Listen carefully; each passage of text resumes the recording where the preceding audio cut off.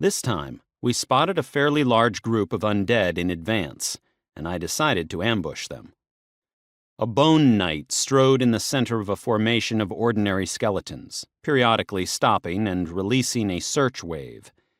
It meant we couldn't simply hide in one of the buildings and let the patrol pass us by, not to mention the footprints on the road and the disappearance of some of the undead along the knight's route. It was easier to kill him than to risk it.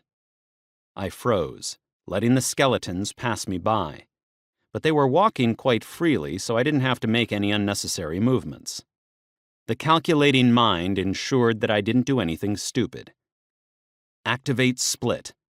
The spear struck the bone sphere. Invisibility allowed me to aim carefully, and the flow of mana smashed the armor into pieces and kept moving.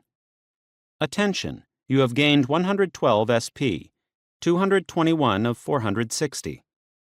The flow of energy wasn't that strong, yet it deactivated invisibility, leaving me standing in a crowd of skeletons.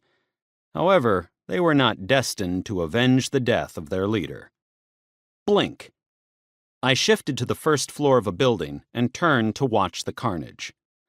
Although most undead were deaf, we wanted to make as little noise as possible, so players attacked the enemy with bladed weapons. It was all over before I had a chance to intervene.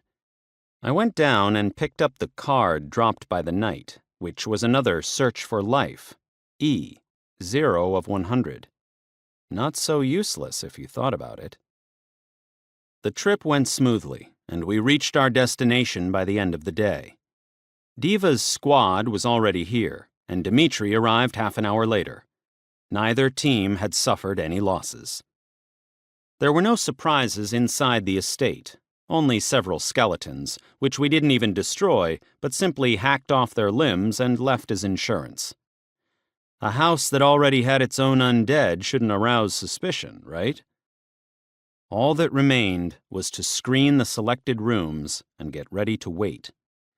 There was no access to the server here, but we would solve the problems as they arose. If I explored the surroundings, I was bound to find a spot where I could summon a goblin. In the meantime, we'd wait for the fortress to make a move. Or the undead.